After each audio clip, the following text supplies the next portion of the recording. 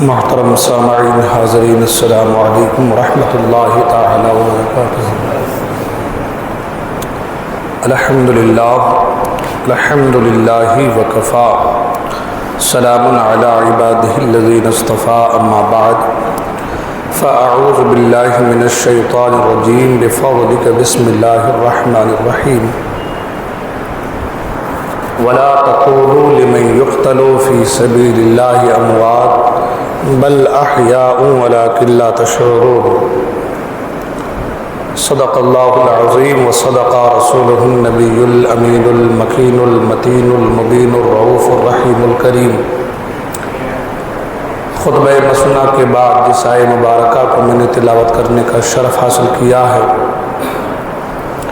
آیت مبارکہ کی روشنی میں کچھ باتیں عرض کرنے سے پیشتر آئیے آپ ہم سب مل کر سب سے پہلے آقا کریم رؤوف الرحیم علیہ تحیت و تسلیم کی مقدس بارگاہ میں درود پاک کے نذران عقیدت پیش کریں۔ پڑھیں اللہم صلی علی سیدنا مولانا محمد معدن الجود والکرم وآلہ الکرام ابنہ الکریم بارک وسلم صلو علیہ صلاۃ و سلام علیک یا رسول اللہ صلی اللہ تعالی علیہ وسلم۔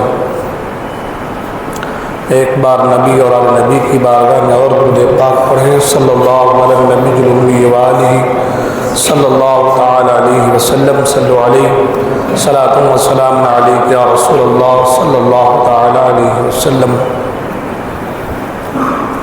حضرات محترم، پچھلے کئی جمعہ سے رد وہابیہ اور ساتھ ہی ساتھ اللہ کے رسول صلی اللہ تعالی علیہ وسلم کی عظمت و شان کے حوالے سے کچھ باتیں میں نے آپ کے گوش گزار کی تھی،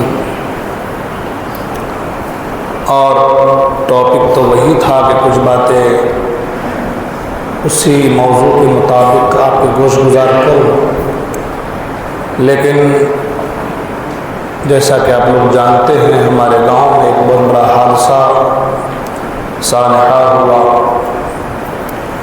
جو کہ پوری انسانیت کے لیے بڑے اور ساتھ ہی ساتھ امت مسلمہ کے لیے بڑی شرمناک بات ہے کہ اپنے بچوں کو دین کی طرف نہ لے جانا، دین کی تعلیم سے آراستہ نہ کرنا کتنی بڑی مصیبت پریشانی کا باعث ہو سکتا ہے۔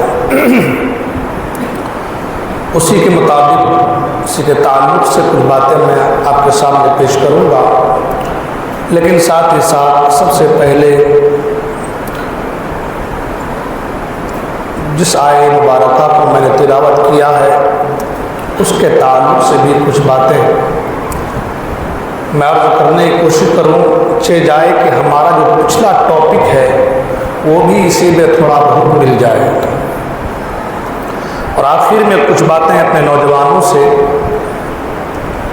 حالات کے تناظر میں انشاءاللہ الرحمن عرض کرنے کی کوشش کروں گا۔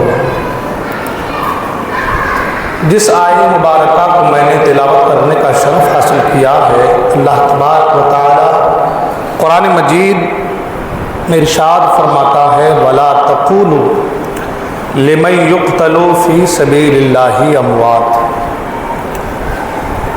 جو اللہ کی راہ میں مارے جائیں، جو اللہ کی راہ میں قتل کیے جائیں، انہیں مردہ نہ کہو۔ بار بار ہم لوگ اس آیت مبارکہ کے تحت گفتگو سنتے ہیں۔ آیت مبارکہ پر تھوڑا سا اگر غور کریں ہم تو بہت سارے معاملات کا حل اس آیت مبارکہ کے تحت ہم کو آپ کو حاصل ہو سکتا ہے۔ اللہ فرماتا ہے جو اللہ کی راہ میں مارے جائیں، یعنی جسے اللہ کی راہ میں موت آ جائے، اس کا معنی یہی ہوا جسے اللہ کی راہ میں موت آ جائے تو اللہ فرماتا ہے کہ وہ زندہ ہے۔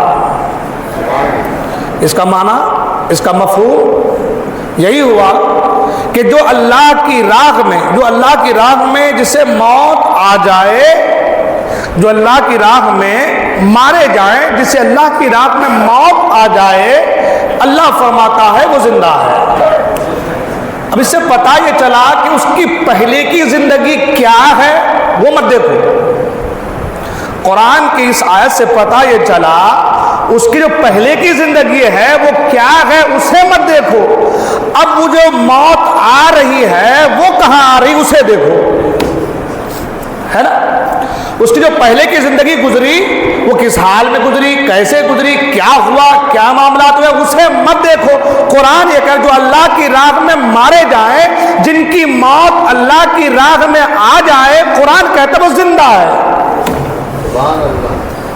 اب سوچنے والی بات ہے کہ اگر کسی کی موت اللہ کی راہ میں آ جائے، اللہ کی راہ میں کوئی مر جائے، تو قرآن کہہ رہا ہے کہ وہ زندہ ہے، اور وہ نبی جو ہر لمحہ اللہ کی راہ میں ہو۔ توجہ کریں، نبی کا اٹھنا بیٹھنا چلنا پھرنا ہر سب کچھ اللہ کی راہ میں ہے۔ جو اللہ کی راہ کا درس دینے آیا ہو، جو اللہ کے راستے کا مسافر بنانے آیا ہو، جو سیدھی راہ پر اللہ کے راہ پر چلانے آیا ہو، پتہ یہ چلا وہ پہلے خود اس راستے میں ہے۔ اگر میں یہ کہوں کہ بابا چلو آپ کو ساتھ لے کر کے میں جلگاؤں چلتا ہوں، اس کا مطلب یہ ہے کہ جسے ساتھ لے کر کے جا رہا ہوں اس سے پہلے مجھے اس راستے پر ہونا ضروری ہے، ورنہ میں اسے اس راستے پر لے کر جا سکتا۔ اور نبی جب امتی کو اللہ کے راہ پہ لگا رہے ہیں، اس کا مطلب یہ ہے کہ نبی پہلے ہی اللہ کے راہ میں ہے۔ تو اگر قرآن کے فرمان کے مطابق اگر جو اللہ کی راہ میں کوئی مر جائے، موت آ جائے اللہ کی راہ میں، تو قرآن کہہ رہا ہے وہ زندہ ہے، اور نبی ہر لمحہ اللہ کی راہ میں ہے، اور پھر کچھ لمحے کے لیے موت بھی آئی ہے تو پتہ یہ چلا نبی بدرجہ اولا زندہ ہے۔ اور صرف ایسے نہیں، خیالی باتیں نہیں، آپ قرآن پڑھیں۔ قرآن مجید 14واں پارہ سورۃ الحجر، اللہ تبارک و تعالی ارشاد فرماتا ہے لعمرک انہم لفی سکرتہم یعمہون، اے میرے محبوب تمہارے جان کی قسم وہ جو تجھے نہیں مانتے ہیں، قرآن کہہ رہا ہے کہ وہ نشئی لوگ ہیں، نشے میں ہیں۔ یہ قرآن ہے، 14واں پارہ آیت نمبر 72 اور سورۃ الحجر، سورہ حجر۔ کیا فرمایا اللہ نے؟ جن کو دیکھنا ہو وہ قرآن دیکھ سکتے ہیں، 14واں پارہ میں نے بتا دیا، تقریر ریکارڈ بھی ہو رہی ہے، آپ بار بار سن لینا، اس کو سمجھ لینا، 14واں پارہ نکال لینا، آیت نمبر 72 سورہ حجر۔ اللہ فرماتا ہے لعمرک انہم لفی سکرتہم یعمہون، اے محبوب تیرے جان کی قسم۔ اور حضرت عبداللہ ابن عباس فرماتے ہیں یہ مقام، یہ مرتبہ سوائے رسول خدا کے کسی کو حاصل نہ ہوا کہ اللہ نے کسی کی جان کی قسم یاد فرمائی ہے۔ اللہ نے جس کے جان کی قسم یاد فرمائے وہ مردہ۔ سوچے ذرا بات، سوچنے والی بات ہے کہ اللہ جن کے جان کی قسم یاد فرما رہا، میرے محبوب تیرے جان کی قسم، میرے محبوب تمہاری جان کی قسم۔ اعلیٰ سرکار نے تو فرمایا وہ جو نہ تھے تو کچھ نہ تھا، وہ جو نہ ہو جان ہے وہ جہان کی، اور اللہ فرما رہا میرے محبوب تمہاری جان کی قسم، لعمرک تمہارے عمر کی قسم، تمہاری جان کی قسم، تمہاری جان کی قسم، انہم لفی سکرتہم یعمہون، وہ نشئی لوگ ہیں، وہ نشے میں بھٹک رہے ہیں جو تجھے نہیں مان رہے ہیں۔ تو جس کے جان کی قسم اللہ یاد فرمائے وہ مردہ کیسے ہو سکتا ہے؟ ہاں وہ مردہ کیسے؟ پتہ یہ چلا کہ اللہ کی راہ میں موت آ جائے تو قرآن کہہ رہا زندہ، اور جس کے جان کی قسم رب یاد فرما لے وہ بھی زندہ، جن کی جان کی قسم رب یاد فرما لے وہ بھی زندہ۔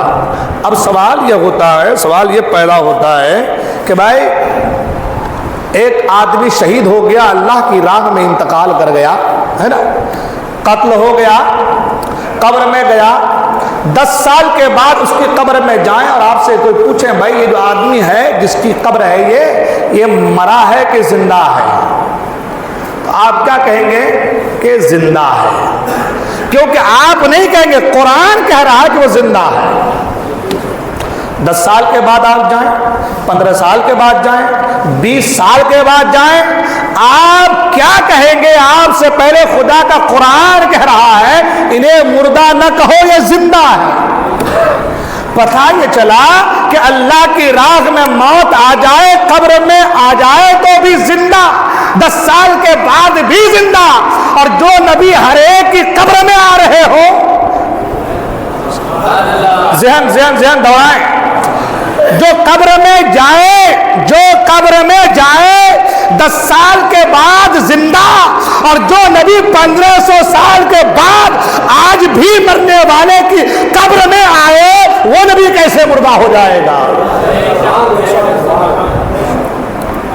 یہ عقیدہ تو سب کا ہے نا، سب کا عقیدہ ہے نا، من ربک ما دینک ما کنت تقول فی حق ھذا الرجل۔ اس شخص کے بارے میں، ان کے بارے میں تو کیا کہتا تھا؟ یہی سوال ہوگا نا۔ ان کے بارے میں حضور کس نے کہا کہ شبیہ ہوگی، کسی بعض نے کہا کہ پردے ہٹا دیے جائیں گے، بعض نے کہا کہ خود بنفس نفیس حضور قبر میں آئیں گے، ہے نا۔ اب سوال یہ پیدا ہوتا ہے جب قبر میں تیسرا سوال ہوگا، پردے اٹھا دیے جائیں یا حضور خود بنفس نفیس قبر میں آ جائیں، جب پوچھا جائے گا ان کے بارے میں کیا کہتے تھے، تو جن کے بارے میں پوچھا جا رہا ہے اگر وہ مر کر مٹی میں مل گئے ہیں تو چہرہ کن کا دکھایا جا رہا ہے؟ چہرہ کن کا دکھایا جا رہا ہے؟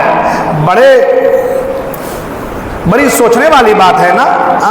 جو کہتے ہیں مر کر مٹی میں مل گئے، معاذ اللہ رب العالمین، میں کہتا اگر مر کر مٹی میں مل گئے تو یہ جو تیسرا سوال ہے یہ تیسرا سوال ہی غلط ہو جائے گا۔ پھر یہ تیسرا سوال ہی پھر اتنا ہی ہوگا، من ربک ما دینک، تمہارا رب کون ہے، تمہارا دین کیا ہے، بس اتنا ہی ہوگا۔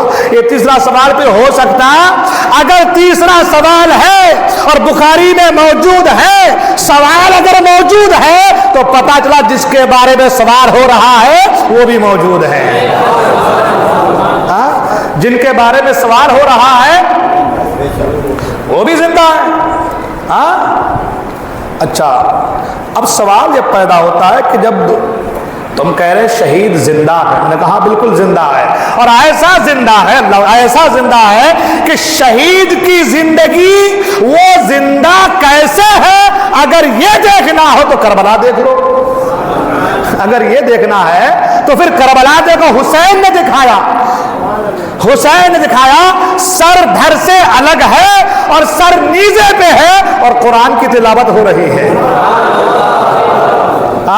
سر نیزے پہ ہے اور قرآن کی تلاوت ہو رہی ہے، تو نیزے پہ سر ہو کر کے قرآن کی تلاوت کرنا یہ اس بات کی جو ہے دلیل ہے، شہادت ہے، مطلب معنی یہ ہے کہ جو سر کٹ جاتا ہے خدا کی راہ میں وہ تم بظاہر دیکھتے ہو کہ سر دھر سے الگ ہو گیا ہے، مگر خدا ایسی زندگی عطا کر دیتا ہے جو زندگی تمہاری سمجھ سے بالا تر ہے، جو زندگی سارے سائنسدان فیل، سارے بڑے بڑے اکڑو قسم کے لوگ، غرور و تکبر میں، گھمنڈ میں چور لوگ، جن کو اپنے علم پر، جن کو اپنی عقل و شعور پر، ذہانت پر، جن کو بڑا ناز، وہ جب اس واقعہ کو پڑھتے ہیں، جب کتابوں کو مطالعہ کرتے ہیں، جب سنتے ہیں تو حیران ہو جاتے ہیں، یہ کیسے ہو سکتا ہے کہ جو جس کا سر دھر سے الگ ہو جائے، قرآن کہہ رہا ہے زندہ ہے، اس کی مثال کیسے، اس کی مثال کیا ہے؟ تو عاشقوں نے کہا اس کی مثال کربلا ہے، اس کی مثال کربلا ہے۔ اور آج تو بہت سارے واقعات ایسے ایسے رونما ہوئے جن کو لوگوں نے بھی دیکھا۔ اب سوال یہ ہوتا ہے کہ شہید تم نے کہا زندہ ہے، تو پھر جب وہ زندہ ہے تو کہاں ہیں؟ سوال تو یہ بھی ہے نا، جب شہید زندہ ہے تو پھر ہے کہاں؟ تو آؤ قرآن پڑھتے ہیں۔ اللہ تعالیٰ ارشاد فرماتا وَلَا تَحْسَبَنَّ الَّذِينَ قُتِلُوا فِي سَبِيلِ اللَّهِ أَمْوَاتًا بَلْ أَحْيَاءٌ عِندَ رَبِّهِمْ۔ اللہ وَلَا تَحْسَبَنَّ الَّذِينَ قُتِلُوا، جو اللہ کے راہ میں مارے جائیں انہیں مردہ گمان بھی نہ کرو، انہیں مردہ، ایک جگہ کہا مردہ کہو مت، اور یہاں چوتھا پارہ نے فرمایا مردہ سوچو بھی مت۔ تمہاری سوچ پر بھی پابندی ہے۔ آدمی اگر اندر بیوی کو بول دے اپنی سوچ میں 3 طلاق 4 طلاق 10 طلاق 20 طلاق، کوئی طلاق نہیں پڑے گا جب تک کہ زبان سے نہ کہہ دے کہ طلاق ہے، طلاق نہیں پڑ سکتا۔ سوچ پر پابندی نہیں ہے، مگر یہ شہید کا مرتبہ ہے۔ اللہ نے تمہاری سوچ پر بھی پابندی لگا دیا، سوچنا بھی مت۔ تمہاری سوچ پر بھی پابندی کے سوچنا بھی، بل احیا، بلکہ وہ زندہ ہے۔ تو زندہ ہے تو کہاں ہے؟ تو فرمایا عند ربہم، اس کے رب کے پاس، اپنے رب کے پاس ہے۔ عند ربہم، وہ اپنے رب کے پاس ہیں۔ اللہ اکبر۔ اب قرآن پڑھتے، قرآن اللہ فرماتا ہے اینما تولوا فثم وجہ اللہ، کہ تم اللہ کے جلوے جدھر دیکھو گے اللہ کے جلوے نظر آئیں گے۔ اوپر دیکھو، نیچے دیکھو، دائیں دیکھو، بائیں دیکھو، جہاں دیکھو ہر سمت اللہ کے جلوے نظر آئیں گے۔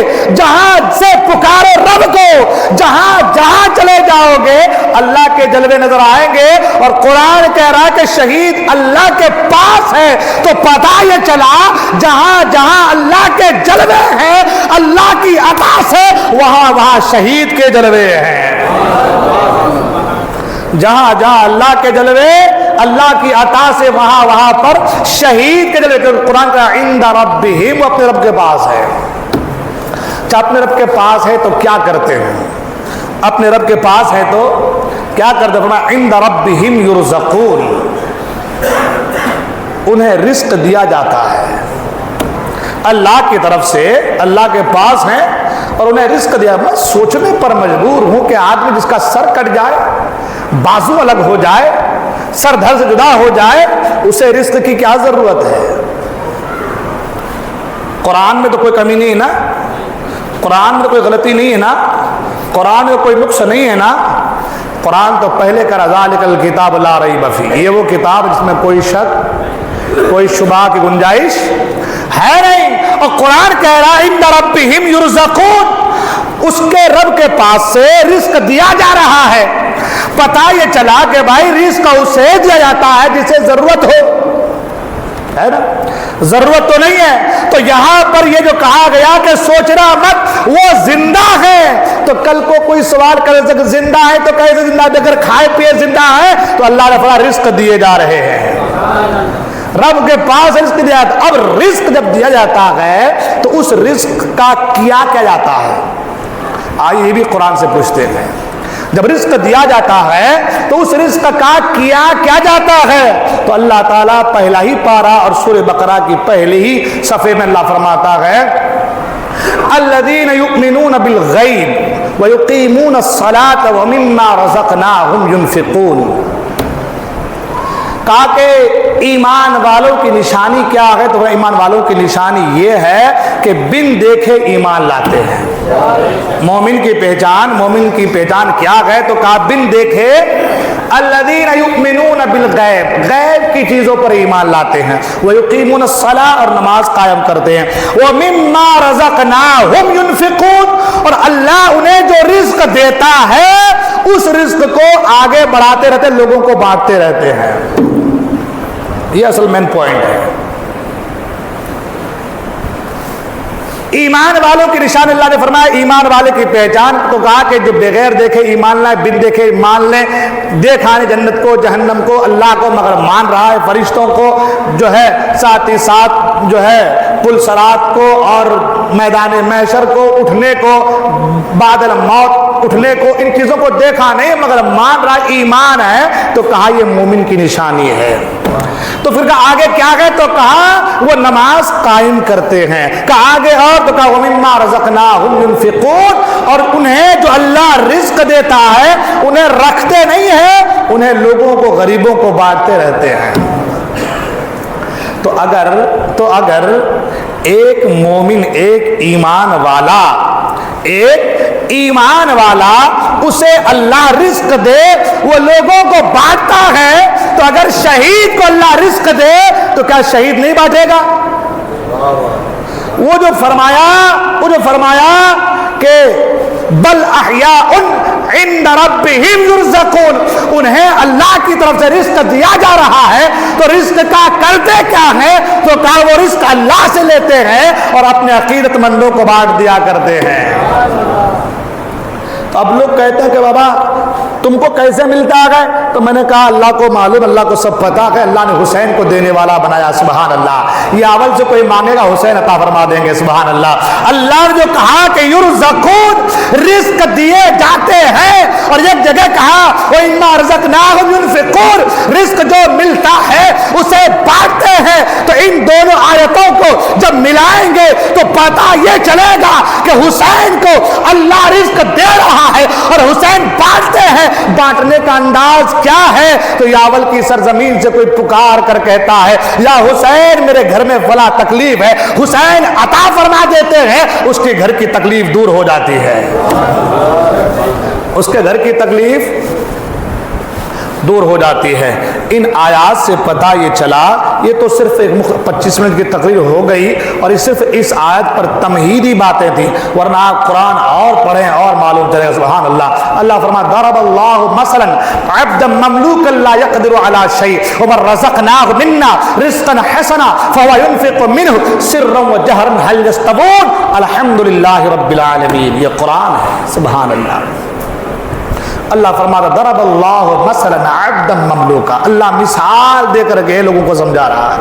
ضرب اللہ مثلا، مثال عبدا مملوکا، اللہ فرماتا ایک عبد ہے، ایک غلام ہے، زر خرید غلام ہے، لا یقدر علی شیء، اس کی کوئی قدر نہیں ہے، کوئی عزت نہیں ہے، غلام ہے، اس کی کوئی قدر کوئی عزت نہیں ہے، لا یقدر علی شیء ومن رزقناہ منا رزقا حسنا، اور ایک وہ ہے کہ جسے ہم نے اپنی طرف سے رزق عطا فرمایا ہے۔ مثال دیکھیے قرآن ہے، اللہ فرما رہا ہے کہ ایک وہ ہے جو زر خرید غلام ہے، اس کی کوئی حیثیت نہیں ہے، اور ایک وہ ہے جسے ہم رزق دے رہے ہیں اپنی طرف سے۔ وَمَن رَزَقْنَاهُ مِنَّا رِزْقًا حَسَنًا، اچھی رزق ہم اپنی طرف سے دے رہے ہیں، فَهُوَ يُنْفِقُ مِنْهُ، تو وہ اسی میں سے خرچ کرتا ہے، دیتا ہے۔ فَهُوَ يُنْفِقُ مِنْهُ، اس میں سے ہی جو ہم اسے دے رہے ہیں اسی میں سے خرچ کرتا ہے، لوگوں کو بانٹتا ہے، دیتا ہے۔ سِرًّا وَجَهْرًا، سر کا معنی ہوتا ہے چھپا کر کے، ہم کہتے ہیں سری نماز ہے نا، اور جہرا جہری نماز بلند آواز سے، سِرًّا وَجَهْرًا، چھپا کر کے بھی اور دکھا کر کے بھی۔ یہ قرآن ہے۔ فرمایا ایک وہ ہے جو زر خرید غلام ہے، لا یقدر علی شیء، اس کی کوئی قدر نہیں ہے، اور ایک وہ ہے ومن رزقناہ منا رزقا حسنا، ہم اپنی طرف سے اسے رزق دیتے ہیں، فہو ينفق منہ، اور وہ اسی میں سے خرچ کرتا ہے، سروں و جہرا، چھپا کے بھی دیتا ہے اور دکھا کے بھی دیتا ہے۔ حل یستوون، بتاؤ کیا دونوں برابر ہیں؟ یہ قرآن کہہ رہا ہے۔ یہ مثال دینے کے بعد اللہ اب آپ سے سوال آپ سے ہے، ہل یستوون، بتاؤ دونوں برابر ہیں؟ آئے ہائے ہائے سبحان اللہ، یہ کیسے لوگ ہیں قرآن پڑھتے نہیں، یہ کہتے سب برابر ہے۔ اللہ مثال دے کے کہہ رہا ہے، ایک وہ جو زر خرید ہے اس کی کوئی حیثیت نہیں ہے، کوئی قدر نہیں ہے، اور ایک وہ ہے جو میرا خاص ہے، جو میرا ولی ہے، جو میرا ولی ہے، جو میرا خاص بندہ ہے، جسے ہم دیتے ہیں اور وہ اسی میں سے خرچ کرتا ہے۔ بتاؤ کہ دونوں برابر ہیں؟ تو عقل کرنے والے بولیں گے نہ، دونوں برابر نہیں ہے۔ تو اللہ جسے دیتا ہے، قرآن یہ کہتا کہ وہ اسی میں سے لوگوں کو عطا کرتے ہیں، سبحان اللہ۔ اب وہاں جو اللہ نے فرمایا بل احیاء عند ربہم یرزقون، بلکہ وہ زندہ ہے اور اللہ کے پاس سے رزق دیے جاتے ہیں، تو حسین شہید ہے، حسین زندہ ہے، حسین کو اللہ رزق دے رہا ہے، تو اللہ کے جو ہے پیارے ولی حسین اعظم اسی اللہ کے دیے ہوئے رزق میں سے لوگوں کو بانٹتے چلے جاتے ہیں، سبحان اللہ۔ ٹھیک ہے، یہ تو آیت مبارکہ کی تمہیدی اور کچھ مختصر سی تفسیر جسے میں نے آپ کے سامنے بیان کیا، ورنہ شہادت کے بارے میں اگر اور شہیدوں کے بارے میں اگر گفتگو کی جائے تو اس کے لیے کافی وقت درکار ہے۔ بس اس آیت پر گفتگو کرنی تھی اور شہید کا مقام بتانا تھا، تو صرف اس مقام و مرتبے کو بتانے کے لیے یہ ساری باتیں وہاں پر آ گئیں۔ اب عرض یہ کر رہا تھا کہ جیسا کہ میں نے پہلے کہا کہ ہمارے گاؤں میں ایک بہت بڑا سانحہ ہو گیا ہے، جس کے پیش نظر آج مجھے ان باتوں کو آپ کے سامنے رکھنے کی جو ہے جسارت کرنی پڑی۔ شہید میں نے کہا کہ زندہ ہیں۔ شہید کی 3 قسمیں ہیں، ایک ہے شہید حقیقی، ایک ہے شہید حکمی، اور ایک ہے شہید فقہی۔ شہید حقیقی وہ جو کفاروں سے لڑتے لڑتے جام شہادت نوش کر جائیں، اور شہید فقہی ہونے کا مطلب یہ ہوتا ہے کہ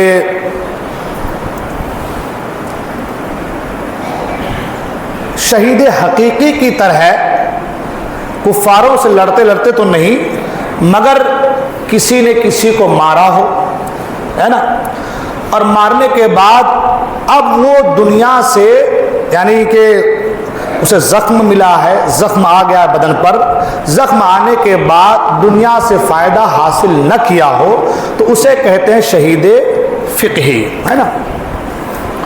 اور اس کا بھی مقام مرتبہ بہت بلند و بالا ہوتا ہے۔ اور ایک ہے شہید حکمی، جو شہید کی ایک قسم جس کو اللہ کے رسول صلی اللہ علیہ وسلم نے بیان فرمایا کہ جو جل کر مر جائے، دیوار گر کر مر جائے، اور ذات الجنوب یعنی کہ نیمونیا جس کو کہتے ہیں، نیمونیا کی بیماری میں مر جائے، ہے نا، عورت حاملہ ہے، بچے کی پیدائش کے وقت مر جائے، ہے نا، تو ایسے لوگوں کو بھی شہید کا ثواب ملے گا، ہے نا۔ ایسے لوگوں کو بھی شہید کا ایک درجہ انہیں بھی دیا گیا ہے۔ اور شہید جو ہے، شہید کے تعلق سے کتابوں میں بڑی فضیلتیں آئی ہے، جیسا کہ میں نے قرآن مجید کے حوالے سے فرمایا، عرض کیا آپ کے سامنے۔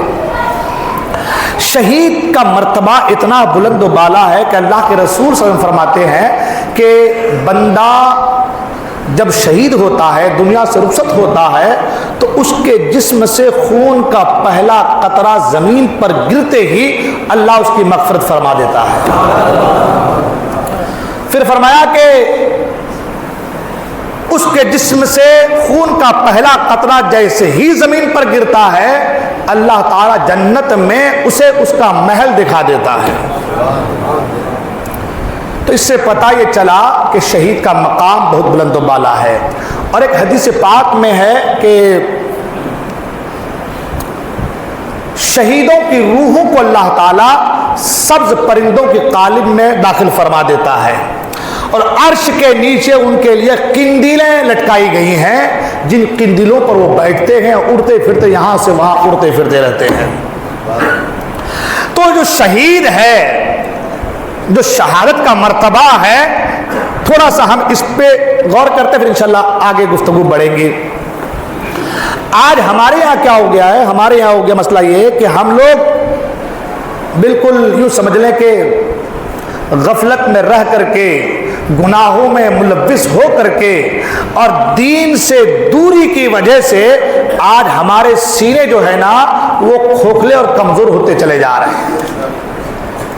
شہادت کے بارے میں فرمایا گیا کہ جب جنتی جنت میں چلے جائیں گے تو جنت کے تمام تر آسائش، تمام تر آرام، جنت کی تمام تر نعمتوں کو دیکھنے کے بعد اب کوئی جنتی نہیں چاہے گا کہ اسے جنت سے باہر نکالا جائے، اب کوئی جنت سے باہر آنا نہیں چاہے گا. حضور فرماتے ہیں سوائے شہید کے، حضور فرماتے ہیں سوائے شہید کے، کہ شہید رب کی بارگاہ میں کہے گا مولا مجھے واپس دنیا میں بھیج، میں جنگ کروں، میں تیری راہ میں شہید ہو جاؤں، پھر زندہ کیا جاؤں، پھر شہید. بلکہ حضرت ابو ہریرہ کی روایت ہے، حضور خود اس حدیث کے بعد حضور خود فرماتے ہیں کہ میں اللہ کی راہ میں شہید ہو جاؤں، پھر زندہ کیا جاؤں، پھر شہید ہو جاؤں، پھر زندہ کیا جاؤں، اس طریقے سے کہ اللہ کی رضا مجھے حاصل ہو جائے. حالانکہ اللہ کے رضا تو حضور کو حاصل ہے، مگر ترغیب امت، سبحان اللہ، امت کی تعلیم کے لیے، سبحان اللہ. تو یہ شہید کا مقام ہے، شہید کا مرتبہ ہے، شہادت کے فضائل میں سے ہے. ایک بات یاد آ گئی، ایک صحابی ہیں جن کا نام ہے حضرت عمرو بن جموح رضی اللہ تعالیٰ، صحابی ہیں، بوڑھے ہیں اور پاؤں سے معذور ہیں، بوڑھے ہیں اور پاؤں سے معذور ہیں. جنگ احد کے موقع پر ان کے 4 بیٹے جنگ میں جا رہے ہیں، 4 بیٹے جنگ میں جا رہے ہیں، پاؤں سے معذور ہے، چلنے میں تکلیف ہے، بوڑھے ہیں، 4 بیٹے جنگ میں جا رہے ہیں. اسی پاؤں کو لے کر کے حضور کی بارگاہ میں آ گئے، یا رسول اللہ صلی اللہ علیہ وسلم مجھے بھی جنگ میں جانے کی اجازت دے دیجیے، مجھے بھی جنگ میں جانے کی. بیٹوں نے روک رکھا تھا، بابا آپ مت جاؤ، آپ بوڑھے بھی ہو گئے ہیں اور پاؤں سے معذور بھی، آپ کو چلا نہیں جا رہا ہے، آپ جنگ میں جا کر کیا کریں گے؟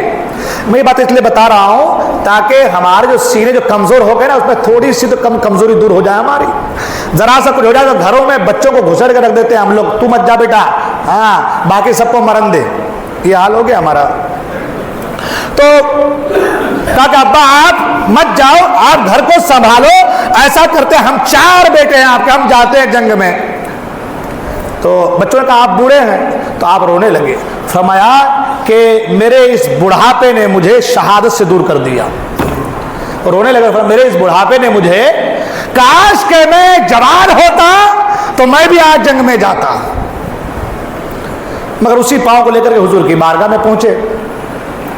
اللہ کے رسول صلی اللہ علیہ وسلم نے فرمایا کہ تم مت جاؤ، مگر ان کا رونا اور ان کا اشعار پڑھنا اس انداز سے تھا کہ حضور نے اس کو اجازت دے دی، ٹھیک ہے تم بھی آؤ جنگ میں. اجازت مل گئی، گھر میں آئے، سامان تیار کیا، بیوی سے کہا کہ میں جنگ احد میں جا رہا ہوں. تو بیوی نے مزاحین جملہ کہہ دیا کہ آپ جنگ میں جا رہے ہیں، مجھے تو لگتا ہے کہ اس پاؤں سے آپ کیا کریں گے، آپ بھاگ کے واپس گھر آ جائیں گے. میاں بیوی مزاحیہ طور پر جملے نکل آتے ہیں. تو بیوی نے مظاہر کہہ دیا کہ آپ کیا کریں گے جا کے وہاں، مجھے لگ رہا آپ بھاگ کے گھر آ جائیں گے. جیسے ہی یہ جملہ سنا فوراً ہاتھ اٹھا دیا رب کی بارگاہ میں اور دعا کیا، مولا میں جا تو رہا ہوں یہاں سے گھر سے، مجھے واپس میرے گھر میں نہ لانا، اور اے مولا مجھے شہادت کی موت عطا فرمانا. بیوی نے مزاحن کہہ دیا تھا مگر دعا فوراً کر دی کہ مولا واپس گھر نہ لانا اور مجھے شہادت کی موت عطا فرمانا. اب جنگ میں گئے، جنگ احد میں بڑا گھماسان کی لڑائی ہوئی، آپ جانتے ہیں کہ احد جن میں 70 صحابہ شہید ہوئے ہیں. اس جنگ میں حضرت عمرو بن جموح رضی اللہ تعالیٰ عنہ ان کی بھی شہادت ہوتی ہے. دعا کی تھی, اللہ نے دعا قبول فرما لی اور ان کی بھی شہادت ہو گئی. اب جب شہادت ہو گئی, شہید ہو گئے سب لوگ, تو جنگ کے بعد سب اپنے اپنے لاشیں کو اٹھانے لگے کہ اٹھا کر جو ہے لاشا دیکھیں گے, اپنے خیمے تک لے کر کے جائیں گے. تو ان کی اہلیہ بھی آئی اور ان کے لاشیں کو لے کر کے اپنے جو ہے جانور پر سوار کیا اور چاہا کہ گھر کے طرف لے کر کے جائیں, مگر جانور آگے ہلنے کا نام نہیں, جانے کا نام نہیں.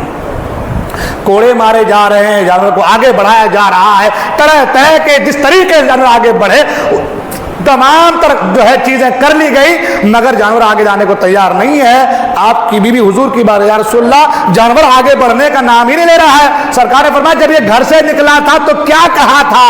تو کہا یا رسول اللہ جب یہ گھر سے نکلے تھے تو انہوں نے یہ دعا کی تھی کہ مولا مجھے میرے گھر واپس نہ لانا اور مجھے شہادت کی موت عطا فرمانا. اللہ کے رسول نے فرمایا اب اس کا لاشا یہاں سے اس کے گھر جا نہیں سکتا ہے کیونکہ اللہ نے اس کی دعا کو قبول فرما لیا.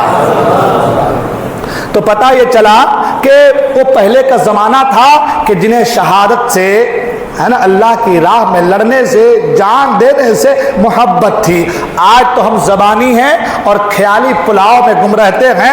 ہم سامنے رہ کر کے سوچتے ہیں کہ بھائی ہم بڑا کام کر دے رہے ہیں, ہم دین کا کام کر دے رہے ہیں, ہمارا تو معاملہ ایسا ہے کہ ہم اس کے اٹھنے بیٹھنے چلنے پھرنے کھانے پینے میں ان کے ساتھ ہیں, اور ہمارا کیا ہو سکتا ہے. لیکن کہنے کا مطلب یہ ہے جب تک آپ کا دل آپ کے تعلق سے گواہی نہ دے آپ کامیاب نہیں ہو سکتے.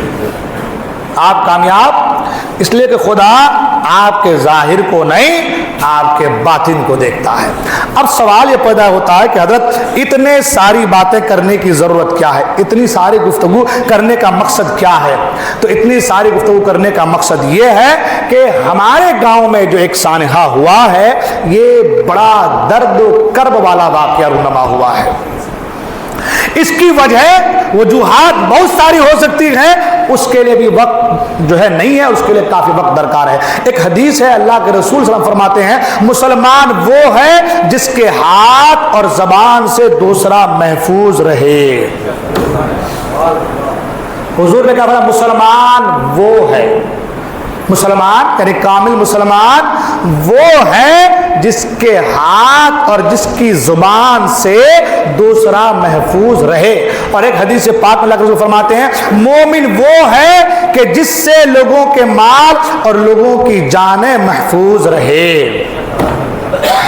ایک مسلمان کی بات آ گئی اور ایک مومن کی بات آ گئی کہ مومن وہ ہے کہ جس سے لوگوں کے مال اور لوگوں کی جان محفوظ رہے.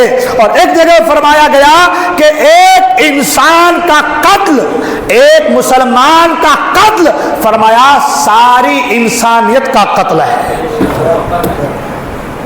ایک انسان کا قتل ساری انسانیت کا قتل ہے. بلکہ حضور نے فرمایا اگر کسی نے کسی کے قتل میں آدھے جملے استعمال کیے, آدھے جملے, کتنے جملے یعنی پوری بات بھی نہیں, کسی کے قتل میں مدد کی. مدد کیسے کی؟ ڈنڈے سے, لکڑی سے, تلوار سے, اس سے نہیں, صرف اپنی زبان سے کہ تو ایسا کر, ہے نا, ایسا کر یا ایسا کر لے. اور ایسا کر بھی نہیں کہا, صرف آدھا جملہ. حضور نے کیا فرمایا صرف آدھے جملے سے اگر کسی نے کسی کی مدد کی تو حضور فرماتے ہیں کہ اللہ تعالیٰ اسے جہنم میں جلائے گا. آدھے جملے سے تیر, تلوار, بندوق, آلہ, لکڑی, ڈنڈا, بھالا وہ بات کی بات ہے. صرف آدھے جملے سے اگر کسی نے کسی کی مدد کی تو حضور فرمایا اللہ تعالیٰ اسے جہنم میں جلائے گا. اللہ, یہ آدھا جملہ, اللہ اکبر, آدھا جملہ, آدھا جملہ, یہ میرے ذہن سے تو بالا اتر گیا. آدھا جملہ کوئی کسی کو کیا بولے گا, کیا بولے گا؟ مار, یہ بھی ایک جملہ ہے, مار دے سے, یہ بھی ایک جملہ ہے. مگر صرف مار, لفظ مار اگر دیکھیں یہ بھی ایک حکم ہے ایک طرح کا, ہے نا. یہ بھی جملہ یوں سمجھ لیں کہ بھائی جملے کا آدھا اسے کہہ لیں یا جو بھی، مگر کہنے کا مطلب یہ کہ اگر آدھا جملہ بھی کسی نے کسی کے قتل کے تعلق سے کسی سے کہا تو حضور فرماتے ہیں اللہ اسے جہنم میں جلائے گا۔ اور ایک جگہ حضور فرماتے ہیں کہ قیامت میں سب سے پہلے لوگوں کے درمیان خون کا فیصلہ ہوگا۔ اللہ اکبر۔ ان احادیث مبارکہ کے بعد، ان کو سننے کے بعد ایک مسلمان کے رونگٹے کھڑے ہو جاتے ہیں کہ جس کے نبی کا یہ فرمان ہو، اس نبی کا امتی آج ان کا حال یہ ہے کہ ہمارے تمہارے معاشرے میں، گاؤں میں ایسے نازیبا حرکات اور ایسی چیزیں اور ایسی غلط باتیں اور ایسے درد و کرب والے واقعات دیکھنے کو ملتے تھے۔ وجہ یہ ہے کہ ہم ہمارے بچوں کو دینی تعلیم سے دور کر رہے ہیں۔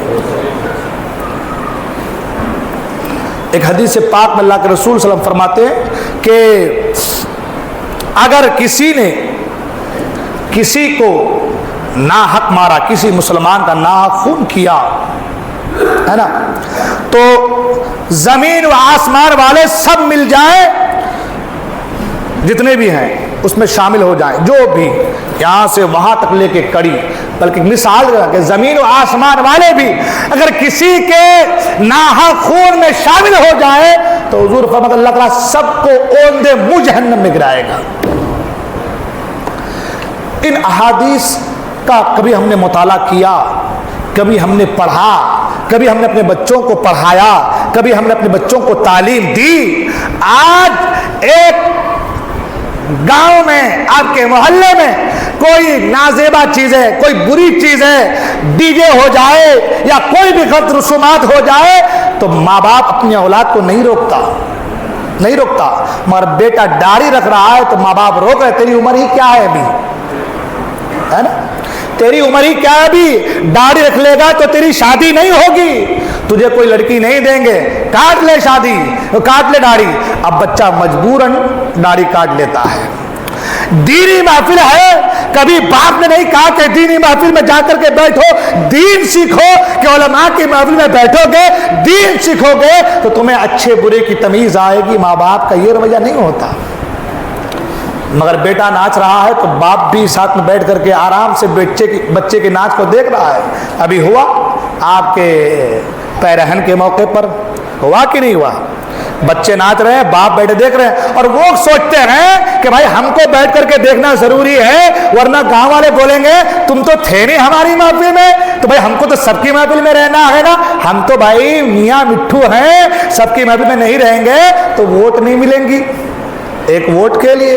اور دوسری چیز کہ سب کی محفل میں نہیں رہیں گے تو لوگ ہم کو اپنا لیڈر کیسے کہیں گے؟ تو لیڈر بننے کے لیے سب کو حرام ہو، حلال ہو، جائز ہو، ناجائز ہو، اچھا ہو، برا ہو، گانے کی محفل، شراب کی محفل، ناچنے کی محفل، کچھ بھی محفل ہو، سب میں جانا ہے تو کیا فائدہ؟ تو کہتے ہیں بھائی ہم حضرتوں کے ساتھ جا کر کے نماز پڑھ لیے یا ان کی محفل میں 10,000 روپے لٹا دیے، سارے پاپ دھل گئے ہمارے، اب آ جاؤ گناہ کے میں تھوڑا ان کے ساتھ بھی رہ جاتے ہیں۔ ایسا ہوا، میں نے سنا کئی لوگوں نے اندر پیسے دے کر کے جو ہے کام کروائے، نچوائے، سنا میں نے، ساری باتیں میرے بھی کان میں آتی، میں بھی آپ کے یاول میں رہتا ہوں۔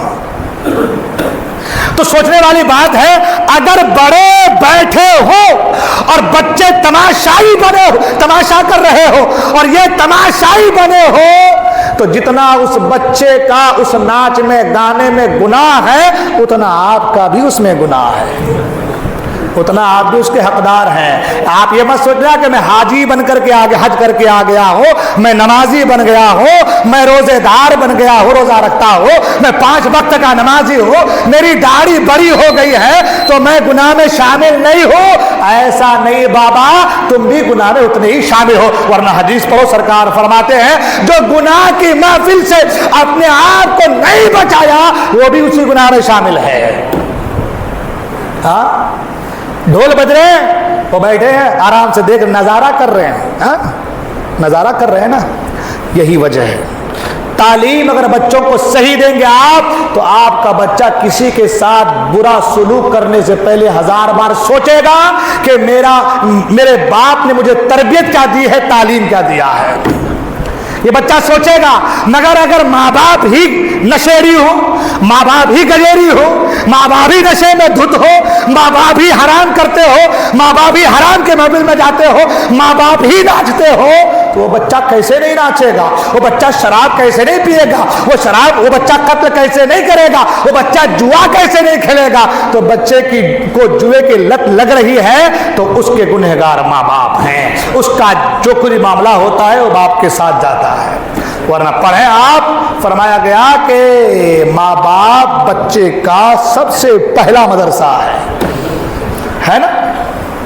کیا تعلیم دیا بچوں کو آپ نے، کیا تربیت دیا ہے؟ آپ دیکھیں آج چھوٹے چھوٹے 15 سال 17 سال کے بچے دوسروں کا مذاق بناتے پھر رہے ہیں، دوسروں کی کلیاں اڑاتے پھر رہے ہیں، ایک دوسرے کا مذاق بنا رہے ہیں، ہاں، اور باپ اگر سمجھائے کیا کر رہے بیٹا، ارے بابا یہ ہمارے آپسی مذاق ہے، اور باپ کیا کہتا ہے، ارے چلتا ہے، زمانہ ہی ایسا ہے، ہاں زمانہ ہی ایسا چلتا ہے۔ مگر تاریخ پڑھے گا تو آپ کو معلوم چلے گا یہ اسلام ہے۔ باپ کا مرتبہ تو بہت دور ہے، باپ کا جو دوست ہو اس کا بھی ادب کرنے کا حکم شریعت نے دیا ہے، ہاں؟ اور جو باپ کے ہم مقابل ہو، جو باپ کے ساتھ چلنے والے لوگ ہوں، ان کے بھی ادب کی تعلیم شریعت نے دی ہے، ہاں؟ تو اگر بچہ غلط کر رہا ہے تو ذمہ دار کون ہے؟ ماں باپ ہیں۔ لہذا اگر اپنے معاشرے کو ان چیزوں سے پاک رکھنا ہے تو سب سے پہلے خود لائن پہ آؤ، خود راہ راست پہ آؤ۔ یہ مت سوچو کہ مجھے کون دیکھ رہا ہے، کوئی دیکھے نہ دیکھے میرا خدا دیکھ رہا ہے۔ یہ مت سوچو کہ مجھے کون بولے گا، مجھے کون کیا کہے گا۔ یہ امام صاحب ہیں، جمعہ کے دن آدھا گھنٹہ چیخ لیں گے، چلا لیں گے، ختم، پھر ایک ہفتہ ہم آرام کریں گے، خوب مستی کریں گے۔ امام صاحب کو مت دیکھو، دین آپ نے امام صاحب کے لیے نہیں لایا ہے، کلمہ آپ نے کسی کا نہیں پڑھا ہے، کلمہ پڑھا ہے تو محمد عربی کا پڑھا ہے۔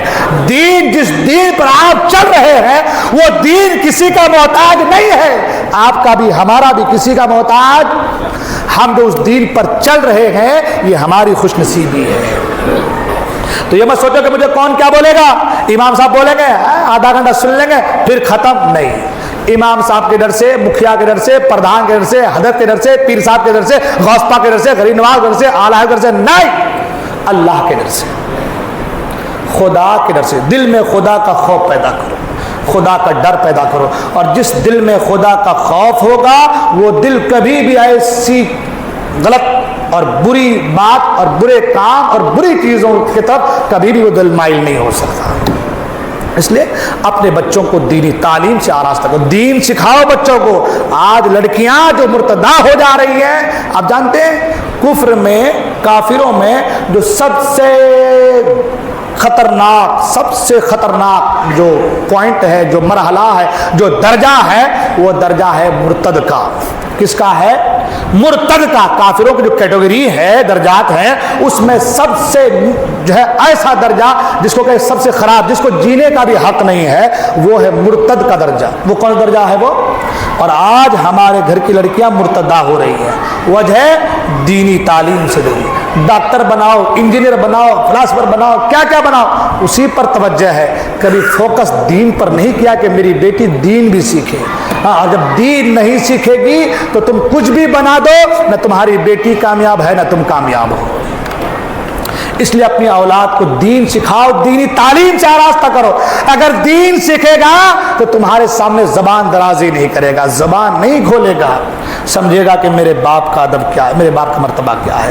آج یہ جو کچھ بھی ہوا ہم اس کا بالکل نندا کرتے ہیں، اور اس کو بالکل سرے سے ہم یہ کہتے ہیں کہ ایسی چیزیں، ایسی بری بات، ایسی بری حرکات، یہ چیزیں جو ہو گئی ہیں، آئندہ کبھی ان چیزوں کے تعلق سے ہمارے ذہنوں میں بھی کبھی ایسی بات نہیں آنی چاہیے۔ اس لیے ہر ایک کی ذمہ داری ہے کہ اپنی اولاد کو دین سے قریب کرو، تعلیم سے قریب کرو، علم دین سے قریب کرو، انہیں بتاؤ حضرت اسامہ بن زید جنگ کے میدان میں گئے ہیں اور ایک آدمی کے پیچھے تلوار لے کر کے بھاگے, کافر کے پیچھے تلوار لے کر کے بھاگے. جب تلوار قریب پہنچ گئے, تلوار اٹھانا چاہا, اس نے کلمہ پڑھا لا الہ الا اللہ محمد رسول اللہ, مگر آپ نے پھر بھی تلوار مار دی, اسے قتل کر دیا. صحابی آئے حضور کے بعد, یا رسول اللہ اسامہ بن زید انہوں نے ایسا کیا, وہ کلمہ پڑھ رہا تھا پھر بھی اسے قتل کر دیا. حضور غضبناک ہو گئے. حضور نے فرمایا ایسا کیوں کیا؟ کہا یا رسول اللہ وہ تلوار کے ڈر سے کلمہ پڑھ رہا تھا. حضور نے فرمایا اے اسامہ, کیا تم نے اس کے سینے کو کھول کر دیکھا تھا کہ وہ جو کلمہ پڑھ رہا تھا دل سے پڑھ رہا تھا یا تلوار کے ڈر سے پڑھ رہا تھا؟ پتہ یہ چلا کہ اگر کوئی کلمہ پڑھ رہا ہے, مسلمان ہے, اب وہ کسی طریقے سے پڑھے, اس پر تلوار اٹھانا, ہتھیار اٹھانا جنگ کے میدان میں بھی منع ہے. تو عام حالات میں کسی مسلمان کا ناحق خون کیا پوری انسانیت کا خون نہیں ہے؟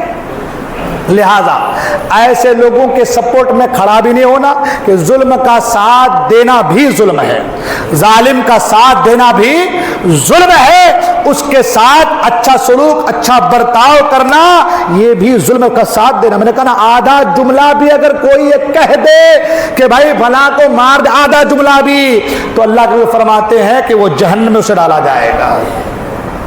لہذا ایسے لوگوں کا سپورٹ, ایسے لوگوں کا ساتھ, ظلم کا ساتھ نہیں دینا ہے, بلکہ مظلوموں کی حمایت کے لیے کھڑا رہنا ہے.